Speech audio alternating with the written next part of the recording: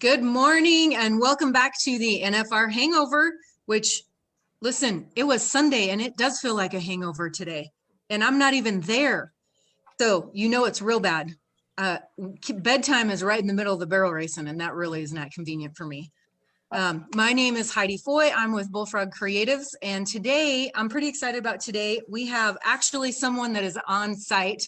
Well, not right now, but was on site last night. And of course, we have Jim Boy Hash. So let's give a shout out to some of the partnerships that we have today. Of course, we're so grateful to Garden City Community College for allowing us to use their time and their coach. I really like your frozen picture today. We worked really hard on that before we went live. Oh, who knows what it's going to do? Yeah, there we go. We want to give a shout out to Cinch Jeans because they are clearly making us look good today. And Double Rafter Rodeo. So bucking horses and goats. That's where you get them. And then we want to give a special shout out to Twisted Rodeo, who is our guest today. So we have Jim Boy Hash, Ted Harbin. Let's jump right into it. So what do you guys want to talk about first? Ted, I want to hear about what Ted. I want to make sure everybody doesn't think we're just visiting with some random bald-headed guy. So, well, Ted, do you do anything for a living, or is it just Lynette that takes care of you? Well, Lynette takes care of most of it. I mean, let's be honest. I mean, she took care of you when you guys were in college, so we may as well take care of that. But no, I try to operate a promotions business for the sport of rodeo called Twisted Rodeo. I've been doing it 15 years, going on 16 now. And I used, the way I work it is I worked 22 years in newspaper, and I have an all-around media background. And I try to take all that experience and bring it together as a promotions business. And I work with several rodeo committees. If you're looking for some promotion help, I'm ready for you. And then here at the National Finals Rodeo, I am a publicist for 14 contestants. And so with that, what we're doing is we're reaching out to their individual media and helping them get the word out about what's going on here in Arlington, typically in Las Vegas. So hashtag dream job. Yeah, it really is. I mean, I covered rodeo for for the Dodge City Daily Globe out in Western Kansas, the Hutchinson News in Kansas, and for the Oklahoman in Oklahoma City, which was the largest paper I've ever worked for with at that time, a 300,000 circulation. And I absolutely adored telling cowboy stories. And that's how I kind of came up with this idea. Thanks to the fine people in Pretty Prairie, Kansas, they allowed me to volunteer for the rodeo for several years, and I came up with this plan for Twisted Rodeo. Very cool. So you really are kind of the boots in the ground down there, getting all the kind of behind the scenes stories and telling the stories of each of the cowboys. Yeah, that's awesome. Yeah. It's nice, and it's nice to have the relationships I have. Of the 119 contestants here, I know personally and have phone numbers for probably 95 of them. So, and I'd like to get the other 25. So, I first met Ted. His wife Lynette. She was our secretary of our rodeo team at Panhandle State, and then I was rodeoing. I was at Gardner, Kansas. I can't remember. I was going to say Tonganoxie or something. I don't know where we was at, but it was the 4th of July. I think we was going from there to Springdale, Arkansas. But Ted comes up to me and he wanted me to. He was using me to get to Court Shear. He was wanting to do an interview with Court, I believe. So that's how me and Ted got together. And then I was Court's publicist for all but his last NFR.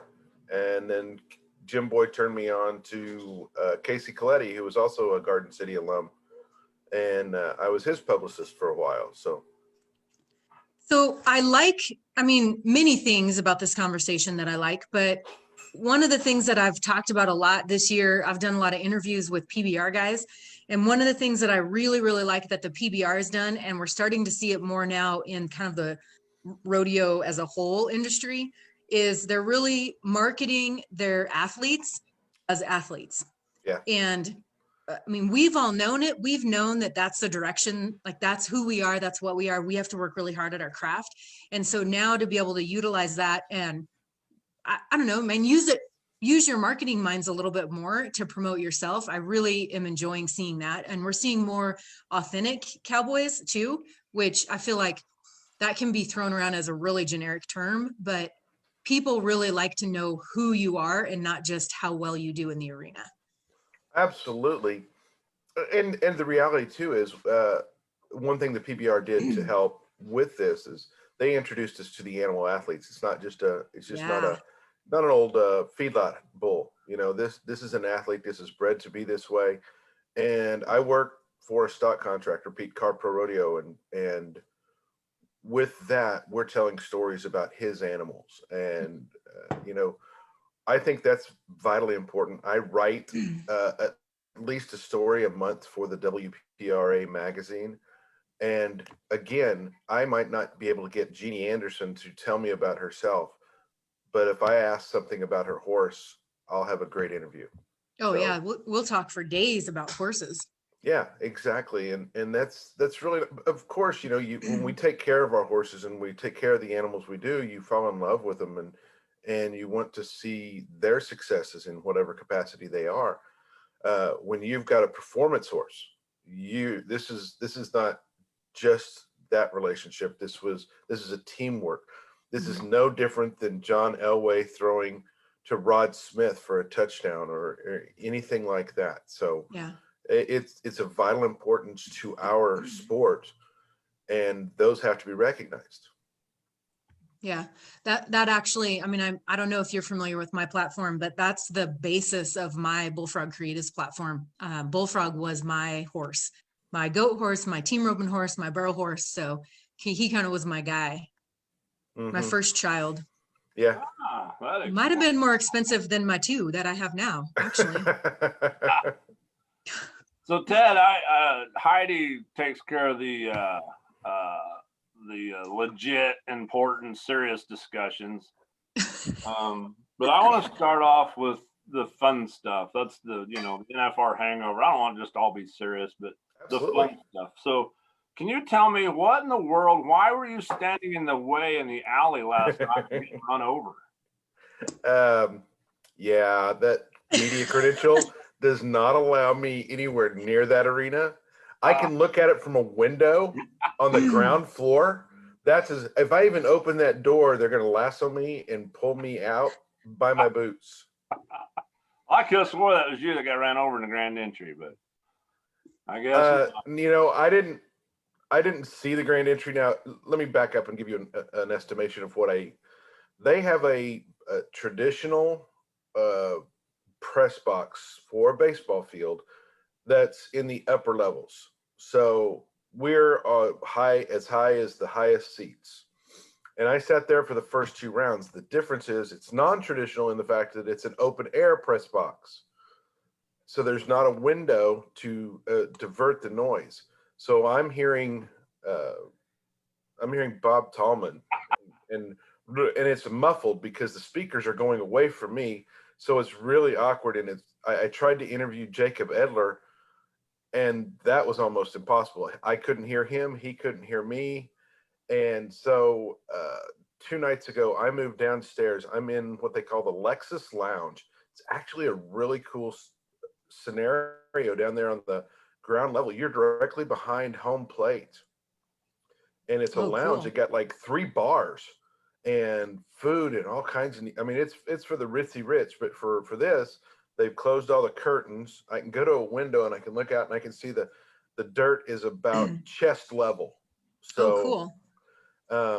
So you can see that.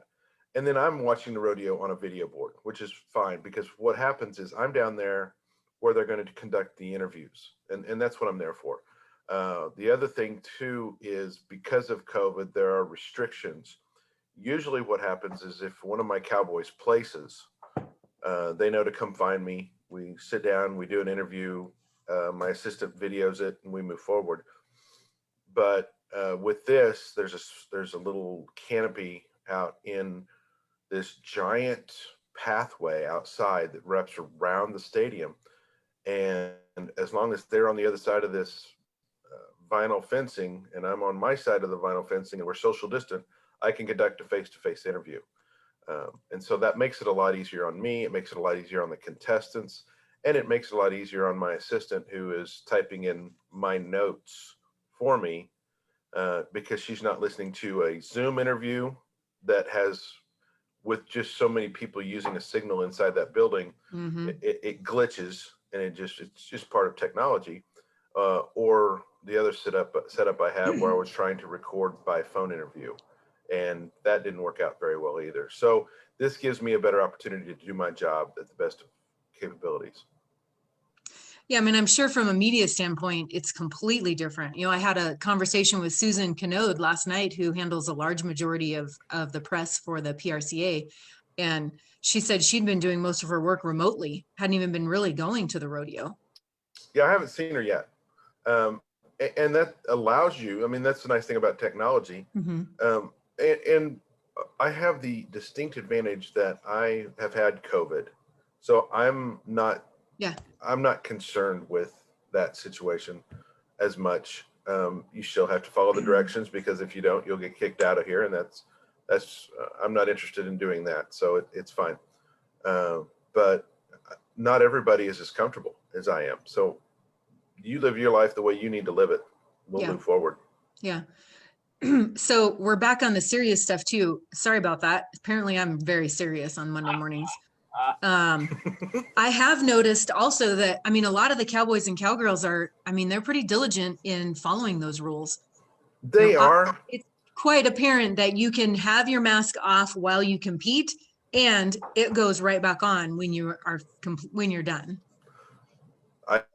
I don't know what the ground rules are, but the CDC rules is if you're not wearing that mask, you are disqualified. So, I mean, and they don't want to take a chance. The one thing I want to tell fans out there is, if you're in Arlington and you want to go take a picture with some of your heroes, that's awesome. Do it from a distance, not this week. There are going to be other years. We're going to have a vaccine soon. Take care of it then. We saw it. We went to the Go Round Buckle presentation last night, and we saw it. Several people just really wanted a picture with Haley Kinsel or Tim O'Connell, and they can't take a chance on what happened with Donna Kay and Caleb. They've got to. I mean, we're hoping it's going to be a full $10 million purse by the time this thing is done. We don't know for sure, because ticket sales are a big part of what is going into the purse. And so we're hoping, we're counting right now that it's going to be $26,231 to the go round winner each night. And the points are this year we're going to base it on points, hoping that the dollar figures equal out, all but Houston, where Houston had to wrap up and you didn't make near as much money at Fort Worth as you did at Houston. Yeah. So, it's an opportunity for them to make, this is their profit year. This is a hard year for everybody. And for rodeo contestants that are trying to make a living in this game, you had to spend a lot more money this year just to go. And then you're going a lot more $1,000 added rodeos than you went before. Yeah. And then when you get there, you were going up against the top 30 in the world every time. So, yeah. So, what is your take? Let's start at the top. We usually talk about the openings, and then we kind of go event by event. I know we've talked about the openings every time. I don't know who they have doing their production as far as the openings are concerned, but they're good. I think they're really drawing the audience in. They're drawing the home audience in. Hopefully they're appealing to the people that are there in person also, but it's been really good to watch as far as people. They're telling a really good story about rodeo and about the industry, and it's really taking advantage of all the television that we're getting right now.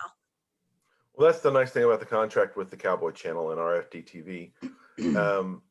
I think, first off, we have a new general manager this year of the National Hunters Rodeo. I'm not sure how much he's involved, but I'm sure that has to do with it. I mean, you had Sean Davis, who ran the show for many years, and he put on a particular show, and Boyd did what he could, and in the time that he had. You have to applaud them for what they did for the years that they put into that. But this is a different situation. I don't know how much RFD TV is involved in the production. Obviously, you can hear Jeff Metters' voice through the production of that opening, but it was different, but that's necessary. You've got to have so much different here. That's what's drawing a lot of people to Arlington and wanting this to stay in Arlington. Is this is different. I've had people ask me multiple times, is it better or worse? Neither. It's just different. So let's figure out a way to enjoy what we have. And I love the fact that the PRCA has a little leverage when it comes time to sign that next contract. And we know we've got 5 more years existing on the Las Vegas events contract. So let's see what happens in that time. I'm hoping by then the economy comes back and Las Vegas is back to thriving. And what I'd love to see is on year 6, boys are playing for 60 grand a night instead of 67 grand for the average. Hey, tell me that the contract again, because I came across a Facebook post yesterday that there was some question on, where we're at on the Vegas contract. How many years into it? And we've done 5 years. There's 5 years remaining, and this is just they've extended the contract. Both Las Vegas Events and the PRCA have extended the contract so that this year is basically a hiatus from Las Vegas Events, and then it will continue after this. Well, someone said that they negotiate, like someone made it sound like they're there 20 years and they talk about it in 5 years. They renegotiate in 5 years, but I do not remember that at all from 5 years ago when that contract was signed. It was actually signed in the 2013,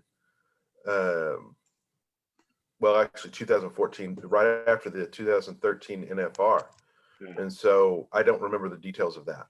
Did you think it's in your deal? I think we're going to have a 5 year. I think that after the 5 year contract, there'll be a nice new contract somewhere, either here.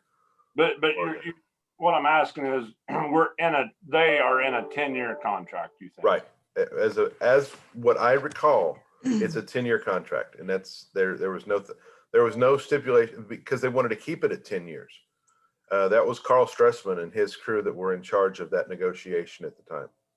And if you remember right, that was right about the time that after that contract, we're talking not too much after that, we had the ERA, which has now become the World Championship Rodeo Alliance.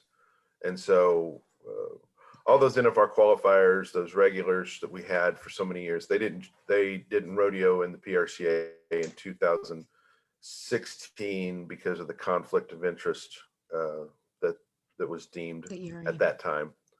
So. All right. Okay. All right. Let's talk about some bareback riding. Listen, y'all have not mentioned this young man, and I feel like I'm very obligated to do so because he went to college here in Casper. Cole Reiner, while he is not winning the rounds, he has placed consistently every round. So he's creeping up, which I don't know. He's not really my hometown cowboy, but he is.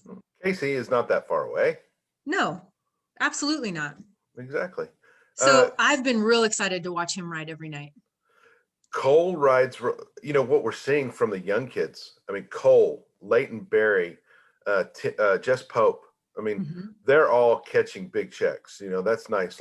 Leighton Berry has been second each of the last 2 nights. He travels with Cole Reiner. So, and Leighton's from right here, Weatherford, Texas, just, less than an hour down the road. All the young kids are looking good. This is Chad Rutherford's first NFR, and he did well in the first round. He just hasn't had a more horse match up with him, but that was the story in bareback riding leading into this was Chad, his injury from 2017 leading up to a lot of changes in his life and him finally making the NFR at age 29. But you've still got, Casey Field looked awfully good on Saturday night. Tim O'Connell looked awfully good last night. You see some really neat things coming out in bareback riding. And it needs it. And when you've got a sport that needs it as much as bareback riding, it's fun to see. We need a shot of life, and Cole Reiner and Leighton Berry and these young kids that are coming up in the game are giving us the needle that we need. Mhm.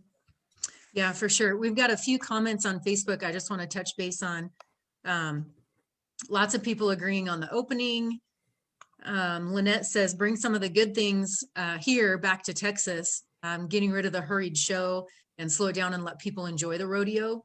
I feel like that's something that the CNFR also does. They're really, really driven towards making that 2-hour performance and getting people in and out. But I think there's something to be said about slowing it down a little bit and enjoying everything that each event has to offer. So I would agree with that. And then she also posted, per the agreement, Las Vegas events will guarantee 16.5 million annually in purse and sponsorship for the Wrangler NFR. From 2015 to 2019, the contestant purse will be 10 million, while stock contractors will receive 3 million annually. Contestants are guaranteed 10,000 each year, which will not be offset by contestant winnings. So from 2024, there'll be a cost of living increase to each person guarantee. So having those kind of guarantees, I mean, that's pretty nice. Well, in the old days, it was a $13,000 stipend is more of what it called. And so if you didn't win $13,000, you didn't leave Las Vegas with any money. Right. I worked with a contestant in 2011, and he said, by the time I paid my hazer and I took care of the guy that owned the horse, I didn't make $1, and so because he's still got to pay his 13,000, he's still got to pay his 25% to his hazer and the guy that owns the horse. So then he bought tickets for the NFR from that. And they do. It's kind of funny this year. You're not selling as many tickets aren't as easy to come by. Yeah. And so a lot of contestants bought their normal packets, and then they don't have as many family members that are showing up. So they're going, okay, well, I've got like a lot of tickets to sell this week, if you know anybody. Yeah. So. Yeah. For those that don't understand, the contestants can all buy 10 tickets. Now, some people might think they're given 10 tickets, but no, they have to pay for that. Comes out of their stipend. Right? Yes, it does. It comes out, and now it's not a stipend; it's a guarantee. It's a $10,000 guarantee, and in fact, it goes on their world standing. So everybody that gets here gets. If I can look down a list, it says how much people have earned, and so the people that haven't earned anything yet, haven't won any money in the rounds, have still got a $10,000 figure. That. So. And then Greg Kernick says tickets on Facebook for tonight, section 226 for $83. Seems like a pretty fair price. Of course, I don't know where section 226 is, so. It's in the building, and at Thomas and Mack, it's up there. That's what you would pay. What somebody asked, how many Thomas and Macks can you fit in this building? And I gave the estimate at 6. Holy cow. Because it's so high. Okay. You can stack 1, 2, 3, and then you stack on top of it 1, 2, 3. And so, but yeah, I mean, that's the acoustics of that building, because it's all just this metal, because the roof retracts. And because of that, you've got to have this metal. You can't cover that metal up and kind of keep the acoustics down. And so it kind of, I think if you open that up, it would allow for a better acoustical sound. But I mean, it's in the 50s when we start the performance each night, so you can't really do that. Is there any chance they'll open it up? The roof? There's a chance. Yeah, I mean, it's available. I don't know who makes that decision, but yeah, I at least that's what I've heard. It'd be cool. I mean, just for the experience alone, it would be really neat. Yeah, I think it would be awesome. Yeah. So let's move on to the steer wrestling. Tight race, all in all. I mean, and it's going to be until round 10. And it's really interesting because not every year, but sometimes there's like a front runner or somebody that's just consistently doing well. And it seems to we're spreading the wealth a little bit this year, I feel like. Oh, absolutely. I mean, I watched your reigning college national champion, Bridger Anderson, is, he was second in the world after Saturday night. And then It he was just just a keeps little, he changing. just a tick off, and he moved to fifth. So, and yeah, I mean, it's interesting to see what happens. Some things stay the same. You see some guys that have troubles early, and the troubles stick around. They just, for whatever reason, the National Finals Rodeo hasn't been good to them. So you hope that changes for them, because this is their livelihood. So, but it's fun. It's a fun race to watch, and it was so neat last night to have Jacob Talley come in. This is his third NFR. He earned his first go-around win. I don't think he slept last night. He was so excited. No, I stayed up to watch the buckle ceremony, which is also really cool to watch because you get a lot of backstory there. And he was just ecstatic. Yeah. Which is good to see. I mean, those are the kind of Cinderella stories that I like to read about. Yeah. Well, and then you've got somebody like Will Loomis who's riding Casey Jones's horse. Casey Jones has been an NFR veteran for so many years. With Bridger, his coach, Stockton Graves, a 7-time NFR qualifier, is his hazer. He's the guy taking care of the horses. He takes all the load. You know, those guys, their backstories, their hazers take care of the horses for them. It takes all that pressure off these guys. So the other thing too is with COVID, there are no autograph signings, there are no appearances, and so that takes. They still like going and seeing fans because the fans are who make this sport, but that takes some of the pressure off of them. For I don't have to get up and be at the convention center at 8 o'clock in the morning. Yeah, we had an opportunity to visit with Blake Knowles a couple weeks ago. I actually went to college with him, and so called in a favor. But that's what he was saying. He enjoys that part of it and signing and kind of the signing autographs and meeting the fans. But it changes the schedule a lot, and like you said, it almost takes some of the pressure off to be all the things for all the people, and they can just focus on that. So I feel like that's a good change. I mean, I understand using the time wisely and publicizing every little bit that you can, but maybe if you can ease up on the schedule of the Cowboys, that might be a little better for them too. Absolutely. I don't know. Well, and I think it depends on the contracts they sign for their sponsors. Right. If Cinch is paying me $10,000 a year and they want me to go sign autographs one day, I think I could. Yeah, I think I could do that. Yeah. And sure. if I've got 12 sponsors like your Tim O'Connells and your Tyson Durfees and your Sage Kimseys, and Those I'm one making, days add up. yeah, I mean, so that's you've got to take care of the people who take care of you. I've got to take care of my wife. She's the biggest supporter I've got. So. Well, and I am. Go ahead. Go ahead, Jim. I was just going to say, last year when I was out there helping Emily, she was, new and trying to oblige everybody, but she made a comment to me that one of her fellow top-notch bar racing friends told her, Emily, you're going to have to take some patches off your shirt. You're not a freaking billboard, and make them give you something for that, and then it might have been the same girl, a different one, told her, you don't have to go to every, don't feel obligated. If somebody gives you a saddle pad, don't feel obligated to sit there all afternoon and sign autographs and pick and choose a little bit and turn some of them down.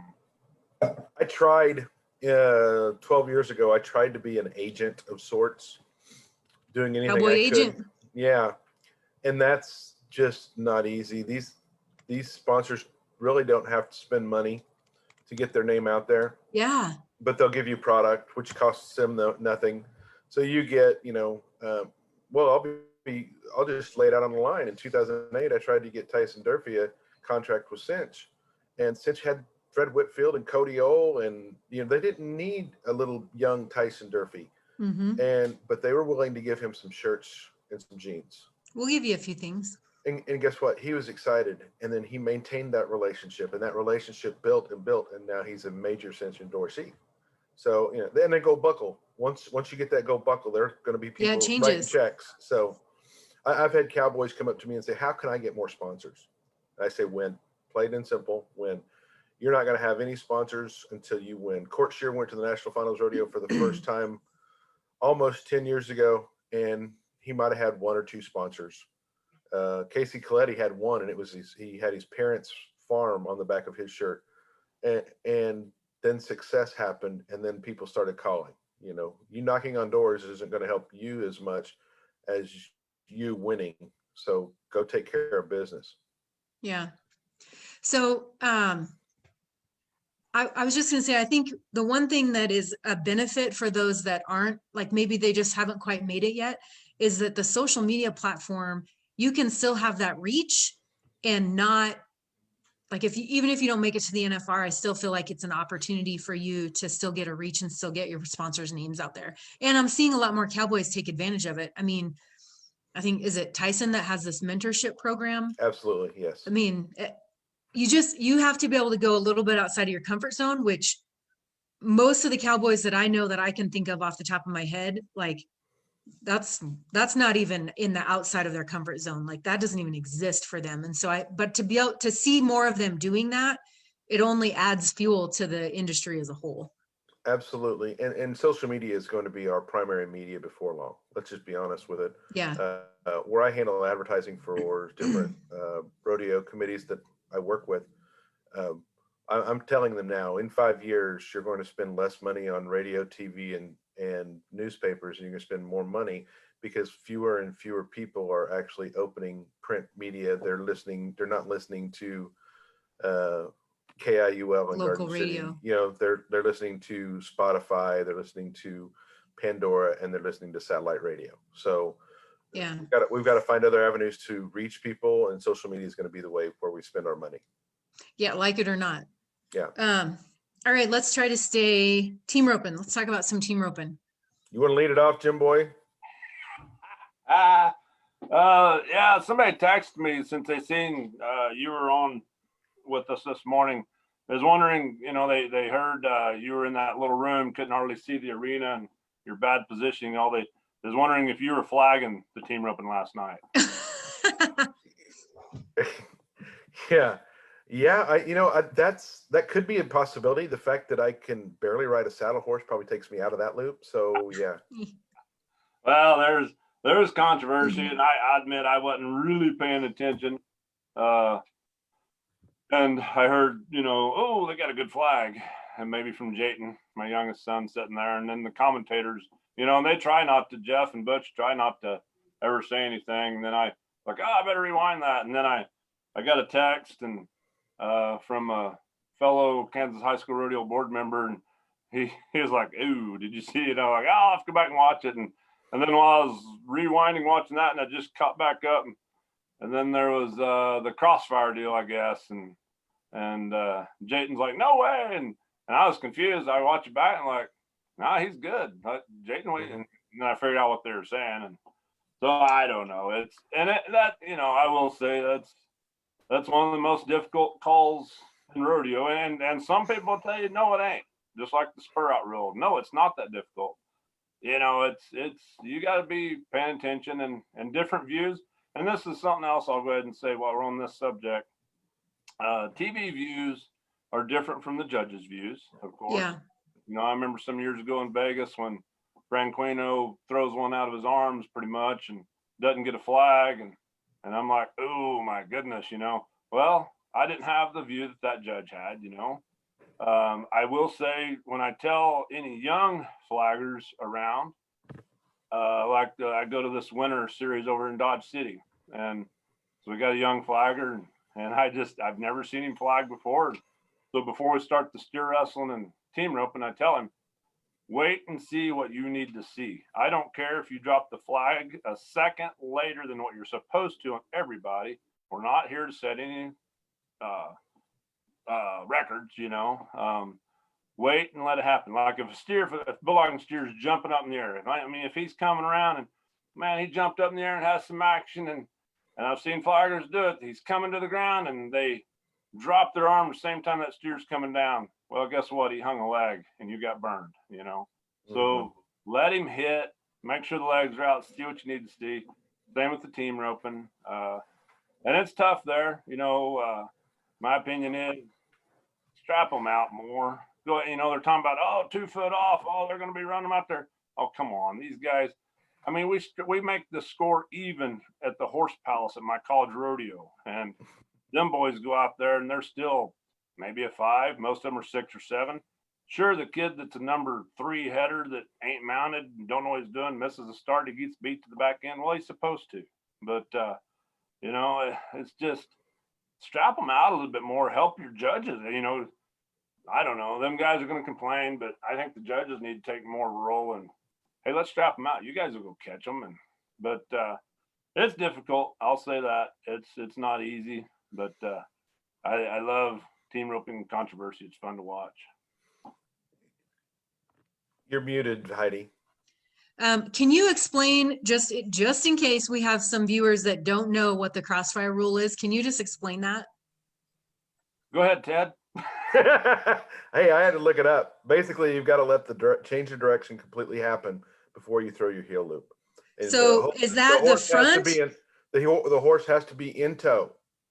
And so it has to make a change of direction. So the horses or the steer is heading in one direction. Yeah, it has to change full direction of that steer before the heeler can throw the loop. Okay. And in the replay, on the replay, it was definitely not a crossfire. Now, but I think Jim Boy has the best point. We can see it on replay. Right. It's like watching the NFL on TV. Did he go out of bounds? They called him out of bounds. Oh, he dragged a foot. Okay, wow. Well, now we don't have that. We don't have replay in rodeo, and that also is part of the controversy. Is if we had replay, they'd have been able to change that call. Time would have been good. They would have won the money. So that's fine. The reality is we don't. Those are decisions other people need to make. We have to live within the rules we have right now. Yeah. Hey, yeah, Heidi, for sure. Right here, someone asked, can you explain why the clock seems to keep running when the Cowboys throw the steer or rope the calf? I know I'm missing something.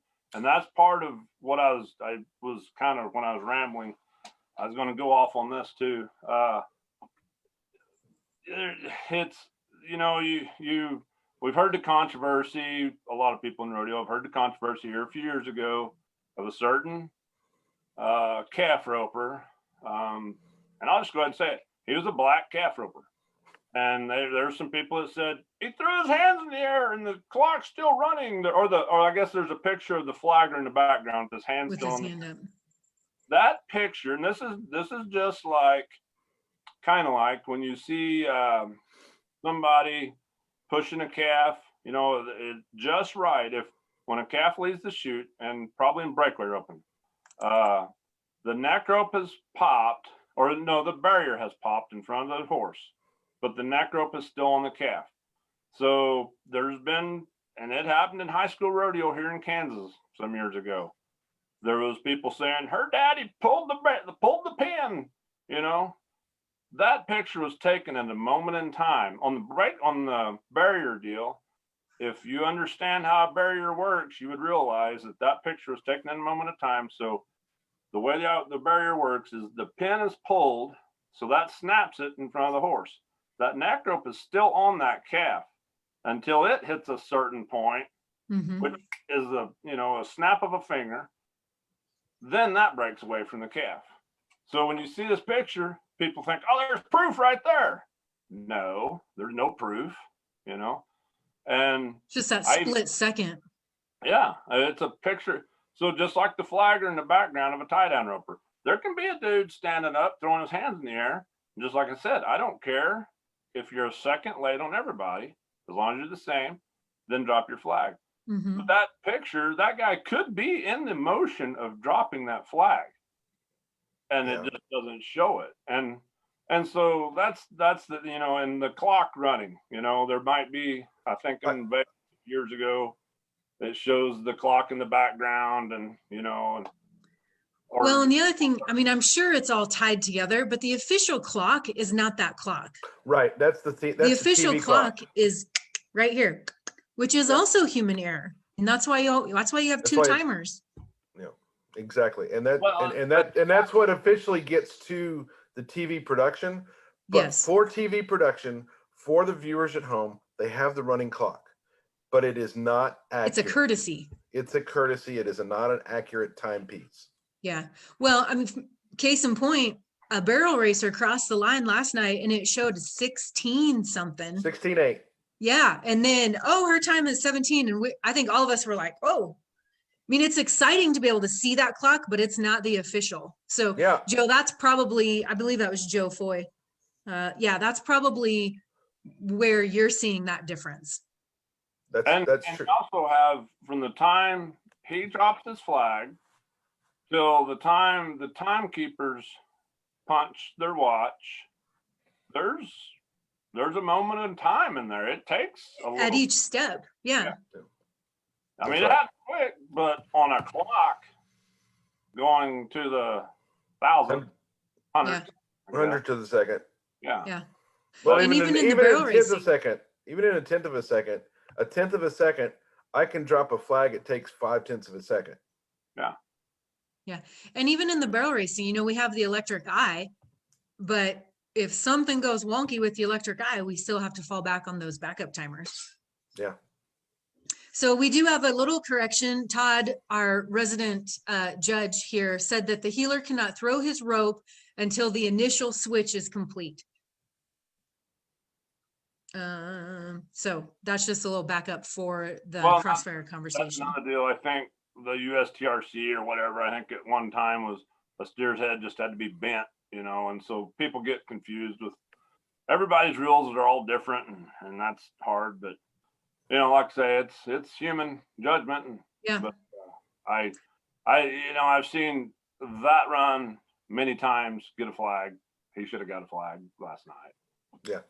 Well, there's But- been conversation about having an instant replay in rodeo for But years. Also, the team that got the good flag, maybe they got hosed somewhere. Yeah, karma. You know, I mean, that's rodeo. It's just, you know, you're going to get some good calls. You're going to get some bad calls. Shoot, I got a check in the mail for a broken barrier one time.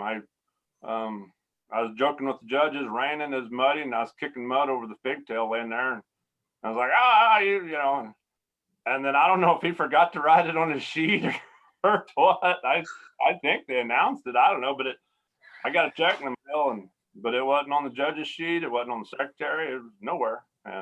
And I tried calling and saying, hey, you know, and they said, well, no, there's no proof. It's all in the paperwork here.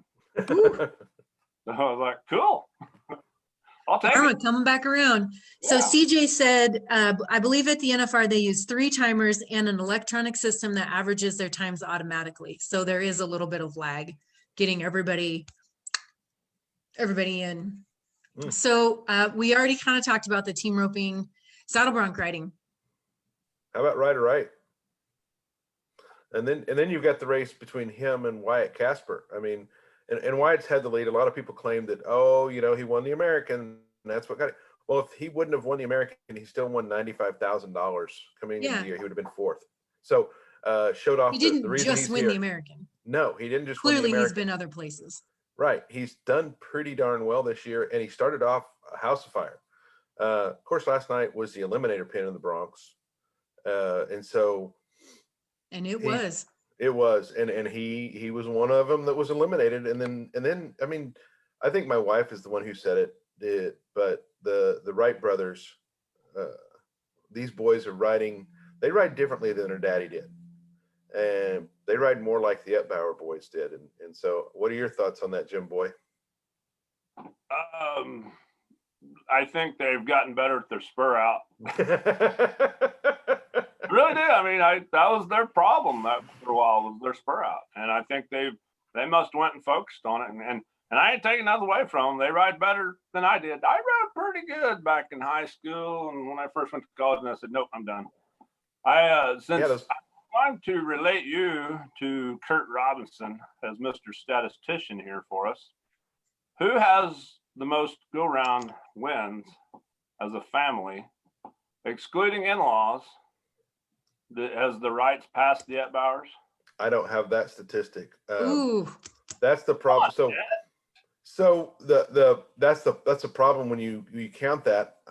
The statistics to go back and count. You got to remember the Etbauers, except for Billy, they quit rodeoing 20 plus years ago. So that's hard to keep up with. I think the Etbauers are still going to hold it, only because Billy had 52 10th round wins. Holy cow. Not 10th. So, He didn't have or 50. in 52 round wins, and then Okay. some I of was them were in the like, 10th round. So, I'm But, like, yeah. 50 times. He was at the end. Billy was good and he was ageless, but yeah. so Doug Munsell Jr., they're spurring horses out, and Ryder is really setting his feet well. Lynette absolutely. says, can we talk about a few bronc riders that never turn their toes out? Oh, no. No, no, we cannot. I mean, we can talk about them, but I've talked to some judges about this, and there are some that are making the NFR on a regular basis. They say even though the toes aren't turned out, and one judge specifically pointed it out, they're still getting drag and they're still exposing the spur to the animal. I don't see that, but I'm not in a judge's position to see Right. that. They can see and they can hear a lot more than I can. So I'm gonna entrust the judge on that call. Although I think, I go back, Casey Coletti in his first year at the NFR, he's riding really well. He's placing in rounds, and he shows me a text from Jim Boy, and Jim Boy's text was, "Well, you could turn your toes out just a little bit more." Well, I think you could do that with just about everybody but Casey Field and maybe Richie Champion. You can turn each of those toes out. Both of those boys ride more like Jake Vold and all those Canadians than anybody at the NFR this year because of the way they turn their toes out. So the more you turn your toes out, the more exposure to the spur gets to the animal. So That's a big style change, I feel like, away from the traditional look, I well, suppose. let's be honest. Drag is part of the rule book, and you're supposed to. And so, as you in a bronc riding, if you're not turning your toes out throughout the ride, then you're not. I don't know how you're keeping your spurs in contact with the animal. Contact. So, but that's just, you can see some of the guys as they're going, and that's the one thing I like about watching Ryder and Rusty both, is you can see as they come across that cinch, that their leathers on their front cinch, there's a pop. You can just Mhm. see the little movement in their spur lick. I'll tell you this, out of the 3 Etbauers that went to the NFR, the one who didn't get as much notoriety, Dan, he set his feet and turned his toes out the best. Like, turned them out and down. There's Right. pictures of his toes, not just out. I mean, out and down. It's unbelievable. There's some pictures of Danny. I mean, it's amazing. In my opinion, and I think several other people, I mean, to set your feet and turn your toes out like that, it's like, wow. But Casey, his wife, says he spurred air broncs walking down the aisle in the grocery store to this day. So Yes, he does. And Dale Hirschman, a photographer or bareback rider turned photographer, said he still does that with a shopping cart. So we have a few more comments. One never even touched a horse with a boot, let alone a spur, a couple nights ago. Jimmy Morris says that's the judge that marked a horse 17 when everyone else marked him 21.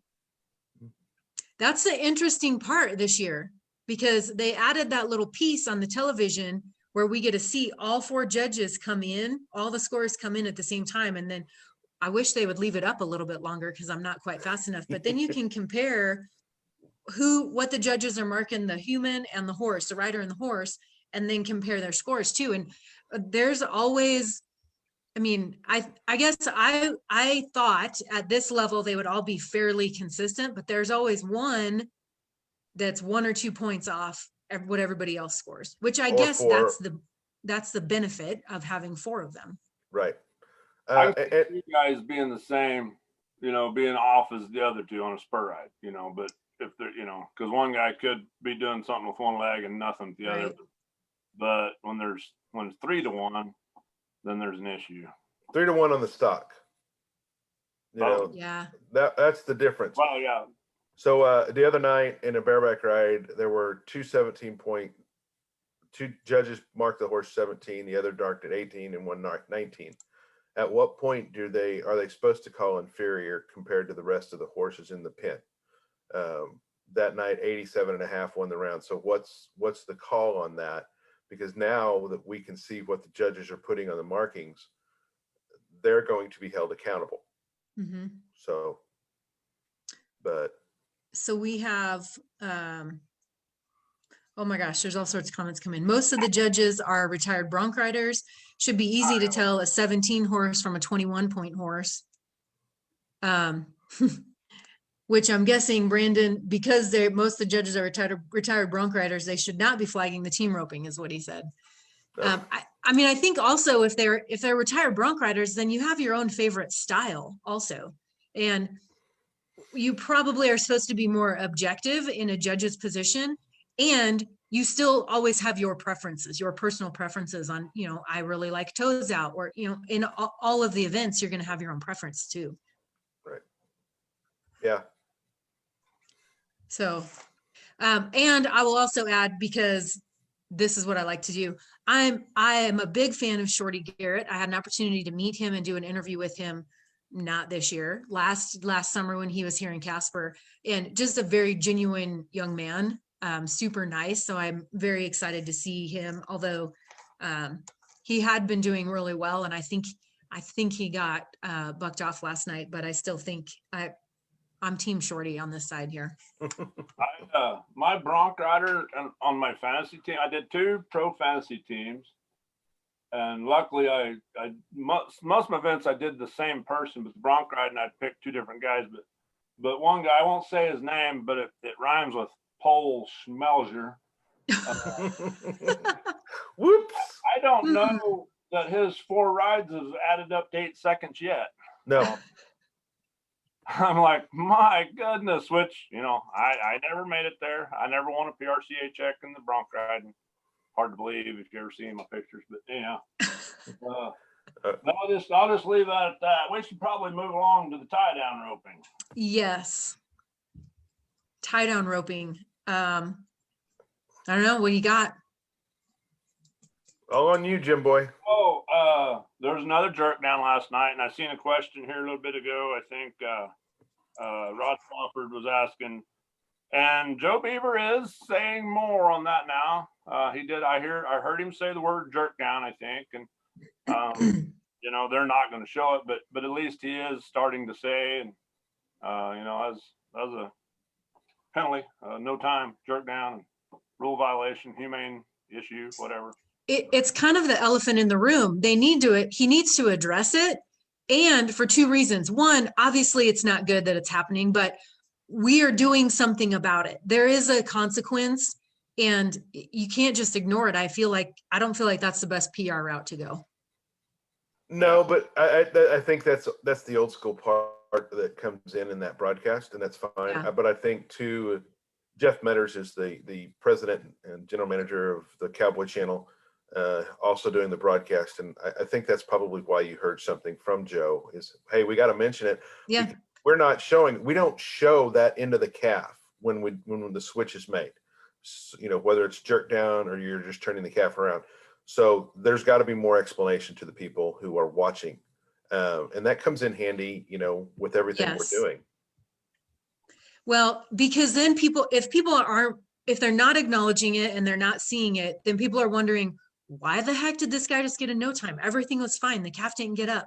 So then you have other questions coming in that really aren't really pertinent. So we do have David Browder says Shorty's a great guy, awesome bronc rider. Haley says, how about Shane losing a stirrup and staying on his feet?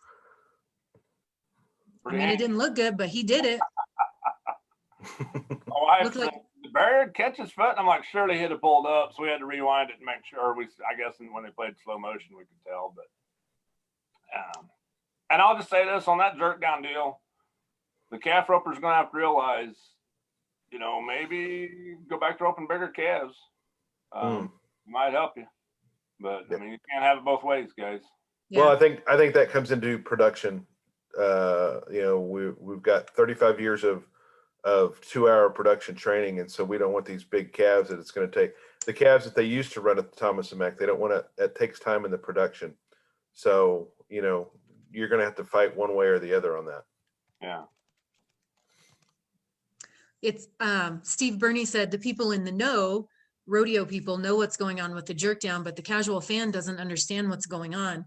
I feel like I've been paying attention to politics too much here, but you've got to play to your constituents and your followers that you know are going to be there no matter what, but you also have to play to those new fans also. I think it's really important that communicating the rules. I feel like Steve Kenyon, the stats and facts guy, I believe that's his name.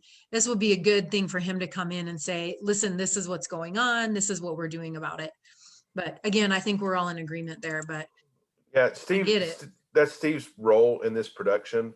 I'm trying to feed him some information from time to time, and that's a good point I can make out to him. So Yeah, it's just, I mean, it doesn't need to be a big conversation. Just, yeah, this is important to us and done. yeah. Dayla says, maybe we need Jim Boy to replace Joe. That's my sister. Don't listen to her. She don't know. Listen, there's nothing wrong with adding a little bit of humor into the production. Branquino. Yeah, I think it'd be good to have some color commentary. I liked it when they had ties. I told, the facts. But I think Tony Branquino, he's Yeah. campaigning, he's a politician. But Yeah, Tony does a good job. I like how it popped up here that Jaden Hash is watching. Jaden, get to class. Oh, Busted. who the hell's watching you anyhow? Jeez. Busted. Oh, that's funny. All right. He wanted to see his dad's picture still. Yeah. I keep thinking I should hide that black box so there's not just a black box, but Black box right now? it's a black box. Oh, hell. I can see him. Oh, good. I'll read There's it. the. I thought my picture's been on there the whole time. I thought it was good, but Yeah, that's what I see the whole time. Oh no! no. Then people thought I was God with the black box. Oh, there we go. That's funny. I'm gonna take my computer to IT here in a little while. We'll see what we can get done. Well, maybe, I mean, if Ted's seen it, maybe it's on my end. Maybe it's this rural Wi-Fi that I'm working with. maybe I'm in hotel Wi-Fi, so Yeah, Ted, that's a question I have before we get any further, and I know we need to hurry, but in your opinion, I want to know this. This is, I want to know the traffic getting from place to place. I want to know about that, and then I also want to know where the party is. The Texas Live deal, is that building connected to the rodeo building, or is it across the highway, a street? Have you ever been to the Power and Light District in Kansas City, Jim Boy? No. Okay, it's kind of an outdoor venue that has restaurants and bars, and then in the middle is this big nightclub area. This is very similar to that. Texas Live is on the north side. It borders, there's an alleyway basically that separates Texas Live from Globe Life Field. And where they're doing it is in it's kind of this big bar. It's an indoor bar at Texas Live. And so, the green room is really small, like, not much bigger than a typical kitchen. So they kind of keep people outside, all the contestants outside, and then they bring them in backstage. So, but it is literally we walked over there last night. It was my first time to go, my wife's second time to go. And then we kind of enjoyed the show and listened to the backstories. We're used to doing it. We go to the back number ceremony almost every night when we're in Las Vegas. So It was nice to do. Traffic wise, I-30 can get backed up. We're talking rush hour traffic about the time people are commuting to the rodeo. And so it can get backed up. We're literally less than 5 minutes away. It takes us less than 5 minutes to get to the arena from where we're staying. So that's nice. Wow. Was that me? Oh, your artistic rendition. I'm loving it. No, That's what you've been doing this whole time? Where champions are made. Cody Lostro drew that. That's on the back of a Cody Lostro autograph sheet. We did a Bible camp in Pampa, Texas together a couple of years, and he drew that before supper one night. I love it. So we've got a few comments. Greg Kernick says the arena setup should create The arena setup should create more jerk downs. The horses will be stronger when they are able to use the left fence, but the calves will have more tendency to move and cause slack handling issues. That is really good insight. I never would have like thought that. about that. Yeah, I never would have thought about that. Let's see. I got that from Joe Beaver. So Jaden says that they're in class. And what pin is out tonight in the rough stock? Does anybody know? TV pin. This is your Jayden, what do you pay attention when they're talking? It's the 5th round. 5th and 10th round TV pins. Yeah, so you're going to see the most electric horses. You're going to see that's Stevie Nicks from Northcott Mazda that that Clayton Bigelow was 93 points on last year at the 10th round. That's out tonight. You're going to see a bunch of picket horses in the bareback riding. You're going to see these electric horses in the bronc riding, and you're going to see basically these are the 20 best of the 100 in each event. In each that they're event. bringing.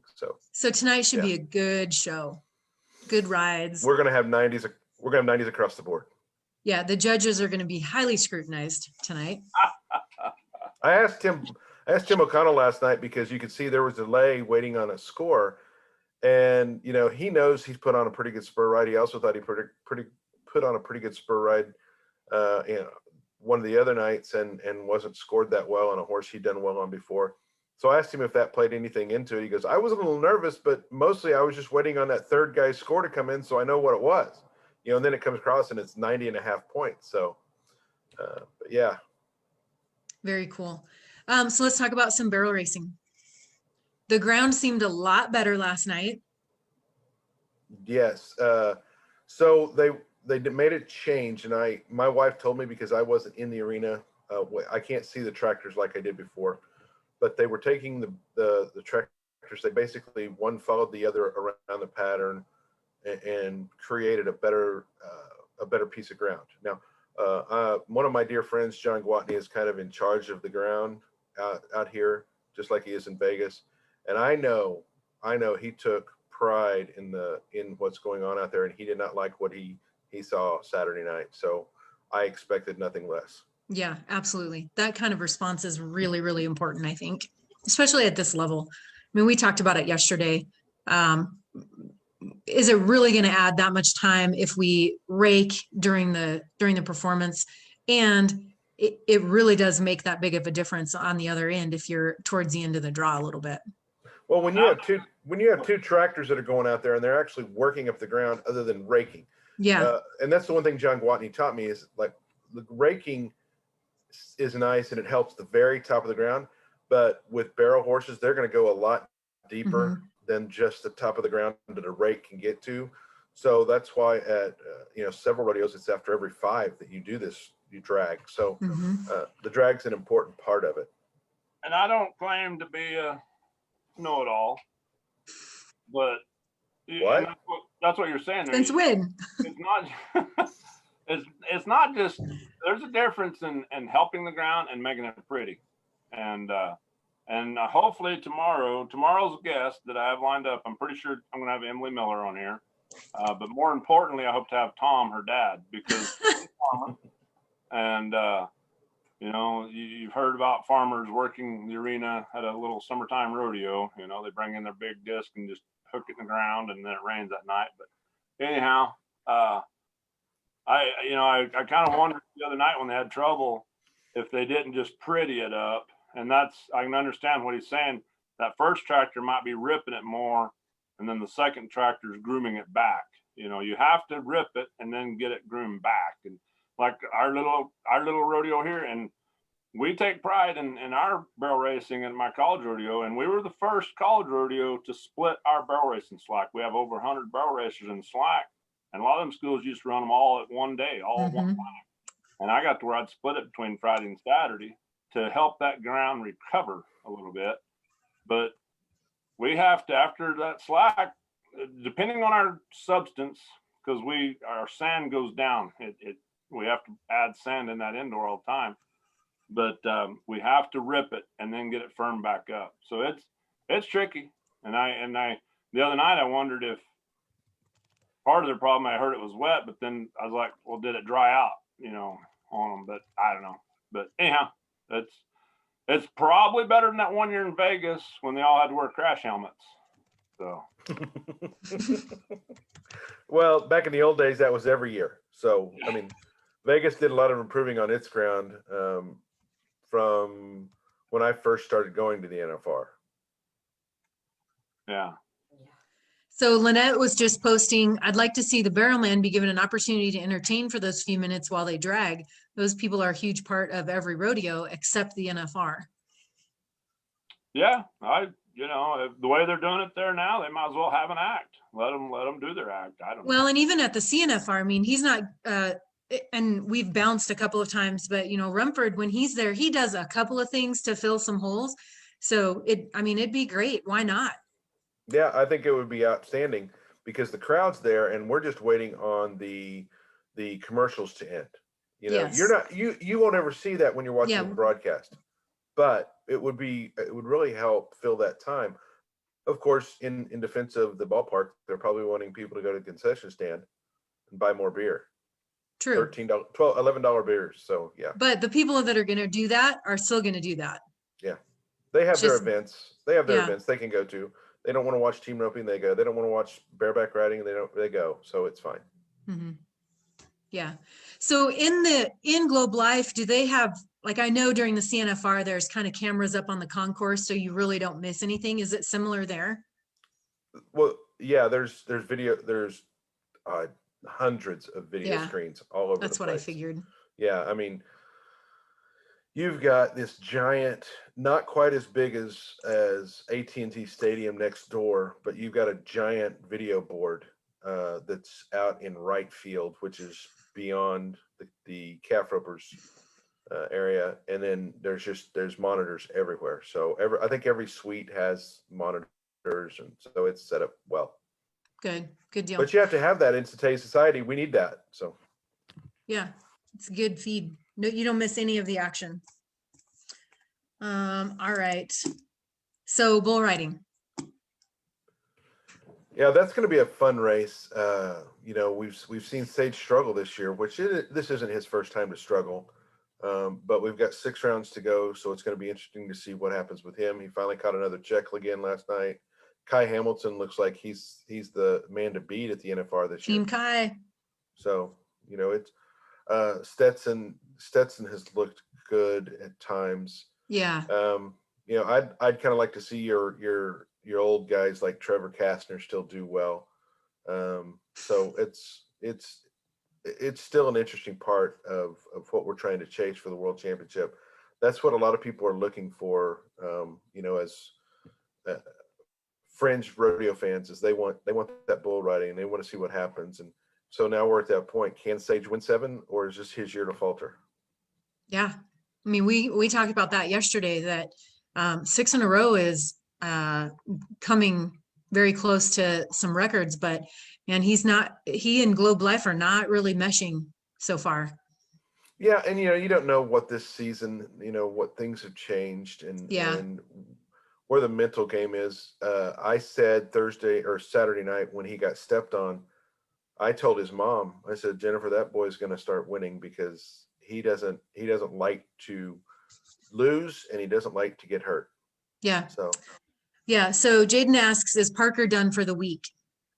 I don't know that yet. I haven't seen an injury report. So Seth Johnson, Sage and Boudreaux have got to turn it on, both for them and my fantasy teams. I don't think you're alone in that one.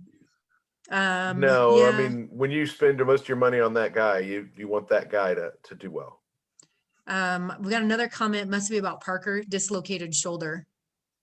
And CJ Aragon. Listen, we know who CJ's rooting for. He's going for Kai and Ty. Yeah. Ty looked awfully good last night, and that's fun to see because, again, he's been to the NFR a few times and he hasn't always had the best of luck. So I like that. So Joe posts, when a cowboy touches a bull or bronc and doesn't gain an advantage, I wish they would score him.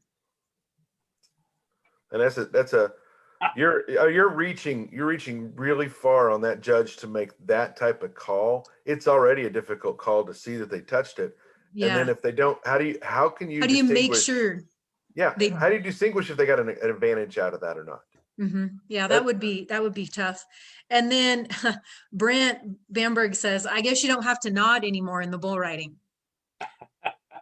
I was wondering about that. So I don't know what happened. He was done.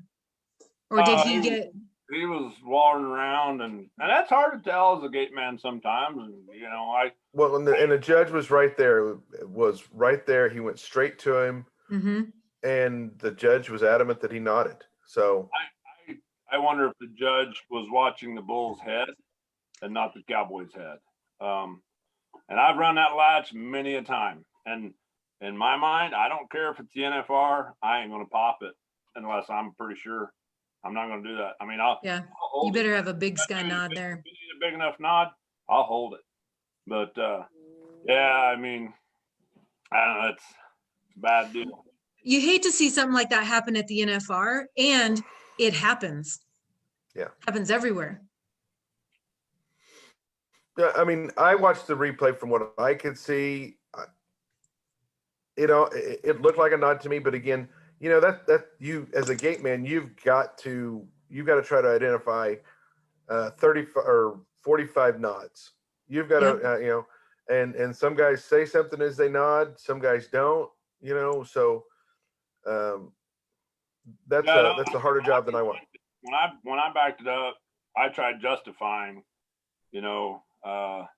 there was a little bit of a twitch and then a delay, and then the gate came open. I'm like, was that what the gate man saw? I don't know. But yeah. For those people, there's some old school people on here watching. I know back in the day, they said Charlie Plummer, he'd open it for you if you were taking too long. Nod your head for you. Cowboy, I'm just going to open it here in a minute. Yeah. You better be ready.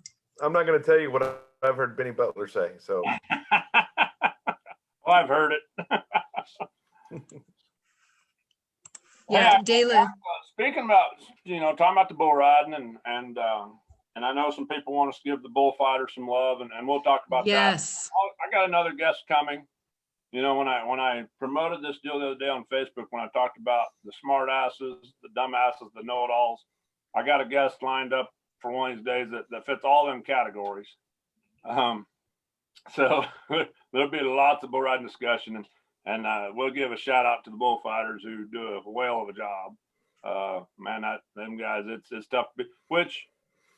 There's at least 10 more guys that are capable to be there too, but them guys Absolutely. are awesome. But one thing, while we got Ted on here, Ted, I just got to give you a shout out and appreciation for coming back. I know you went back underground. I know you went underground there for a few years. That's not me, but if I have to out him, I've got his email and I've got his text messages. So it's up to you. Heidi, do you know what I'm talking about? No. No idea. He's trying to call me Lazy Johnny Jackson, but so do you know have you heard of Lazy Johnny Jackson? I have seen some things, yes. In fact, this year. The man whose pseudonym for Lazy Johnny Jackson asked me if I'd seen any of his pics from this week when he sent me a text message the other day, and I haven't seen any pics from this week. In fact, I went to social media to try to find them, and I didn't know. I'm still finding the NFR preview that made me laugh throughout the awards banquet last Wednesday. So. Yeah, we didn't, Lazy Johnny, for those that don't know, it's a complete satirical version of a quote unquote rodeo clown. But anyhow, he surfaced a few years ago, and I thought it was a legit deal. He sent me a friend request on Facebook, and I'm like, who is this character? And he was wanting me to hire him for my college rodeo. And I thought it was real. And, and there's been fingers pointed at certain ones of us. I've been, Ted, didn't you almost get whipped by a team roper? Yeah, I've actually, I still because think they thought it was you. I still think Jade Corkle thinks it's me. So yeah, but it's not. And I, as I pointed out to the person. Here's my opinion. The person. I know the person, and he knows I know, but I think it's a conglomerate. I think there are several other people involved in feeding him a lot of information because he doesn't know half the stuff that he puts down. But as I pointed out to him, I'm too retentive to leave that many errors in my copy. So and I'm not near that funny. So yeah.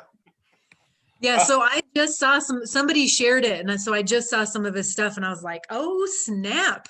Oh, yeah. And bringing out the comments like from Jade from 2016. That one about made me go to the bathroom. So Yeah.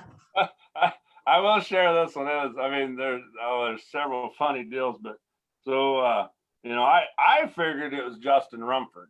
And I did too. I'm messaging. Well, I guess I knew Justin when this all happened. It was about the time of Odessa. It was about that time of year when all this was going down when it first started. I'm like, it's JR. It's got to be JR. It's Rump. Mm-hmm. But there's like things being put out there during a performance at Odessa, and I knew JR was working Odessa, and I'm like, well, it couldn't be him. But I was like, wait a minute, it could be him. I could see him out in the arena working the bull ride, working the rodeo on his phone, you know, making, you know, deals of being Lazy Johnny. But the funny one to me, when I told Tom Miller, Emily's dad, about it, and so I said, I got permission. I said, hey, can I kind of, you know, let you in on this deal, and can I kind of play along with you? And they're like, yeah, sure. So I told Lazy Johnny, I said, hey, Emily Miller is looking for a boyfriend. She needs someone. She found this new horse. She wants somebody to buy her this new horse. It costs a lot of money. Would you be willing to, you know? And this is on Facebook. And he goes, no, I'm not going to buy her a horse, but I'd go halvesies on a kid. I was gonna say, is that how that works? I just need to find somebody to buy me a horse. And Tom thought it was hilarious, and Emily loved it. And then last night he gave a shout out to her and made her day because she's been having hell. And halvesies on a kid. He said something about her having the friendliest horse there, and so she sent me a text last night, and she goes, Lazy Johnny's giving me some love, you know. And then in his NFR preview, well, last year, I seen something last year about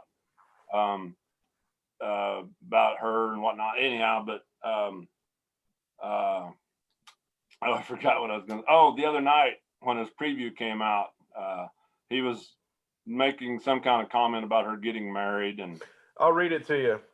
What the crap? You actually married him? You told me that you would wait for me. Besides a steady job and a full head of hair, what does he have that I don't? So anyhow, I just had to, since I had Ted on here, and you know, there's I actually wrote a column to tell people it wasn't me. And the person who plays the role of Lazy Johnny Jackson said, I actually had to pull that up and show my wife. I gotta find this. Well, I was on Twitter. It's at Faux Clown is on Twitter. Oh. Matt Reeves put on here to Joel. Discuss Edler on the stone guy. I was going to save that for when I got you on here, Matt. Actually, when Emily's going to be on here tomorrow, I was going to blame it on Emily, and then when Matt's on here, I'm going to blame it on him. But yeah, I think it's out there that Edler was the one that about ran over the gate guy, the guy in the alley. Is he okay? Who cares? It's funny. That's rodeo right there. Who cares? You're supposed to find out if he's okay before it's funny. I laugh first, and then I'm like, oh shit, are you okay? So is it the guy that's out there going like this? I'm not sure if it's him or another guy. I'd have to go back. Right in the middle?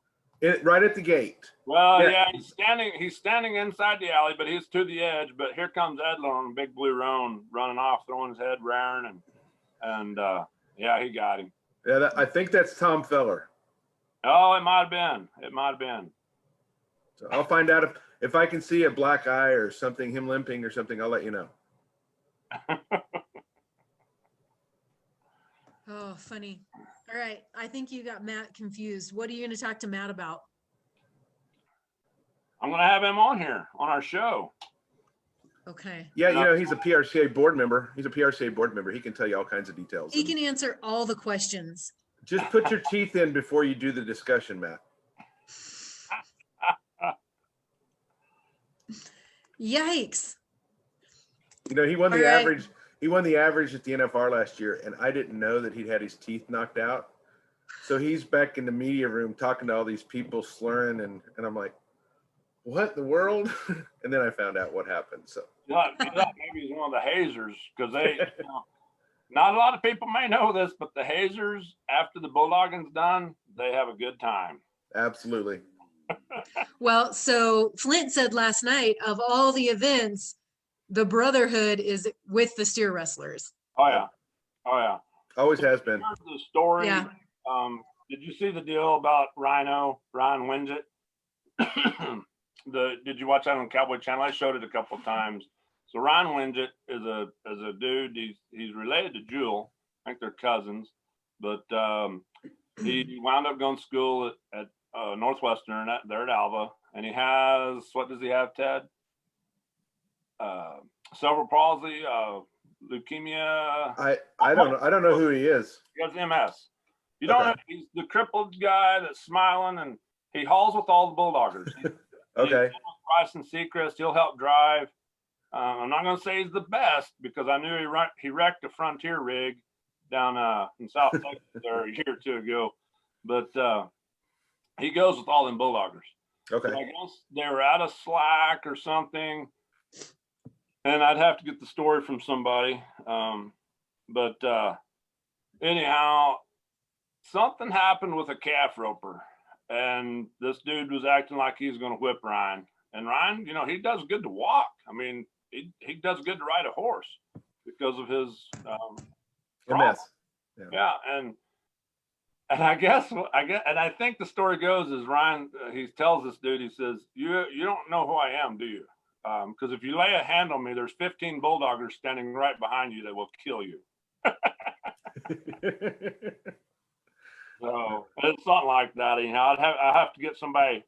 I got some other guys that are supposed to be lined up, and they can tell the story. But Perfect. yeah. So Perfect. that's Listen, kind of what I want, on this deal. I want it to be the stories that you're not really going to hear about anywhere else. yeah. Yep. I'm still waiting for Bridger to put the white tape on his glasses. Did you hear this, Ted? No. So two nights ago, the night when he won the round, Yeah. Flint told him he'd pay him $100, and it was matched by the other dude, because I can't think of his name right now. Randy Corley. Yes, to put white athletic tape right on his glasses and wear that in the performance. And I was like, that's worth $200. Absolutely. I don't know why he hasn't done it yet. I know. I don't know if he forgot or what, but I think that I'd see needs if to I be could brought get it back per up. night. I'd try to get it per night. Yeah.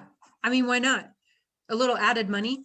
And then what was the other one? It was in the calf roping. Flint was making fun of the calf roper for how he threw his hands up. And so he told him he'd give him money if he threw his hands up and flapped all the way back to his horse, which is never going to happen because most calf horses would freak out. Well, another calf roper kind of did that one year, and his horse stepped forward and his rope was laying on the ground, and he was just trying to keep that horse from running off. He was quiet. Yeah, I think I agree, Jim. The stories are the best part of the rodeo, and mainly because everybody at home doesn't get to hear all that stuff, and Absolutely. mostly the fans don't get to hear that kind of stuff too. So I appreciate that.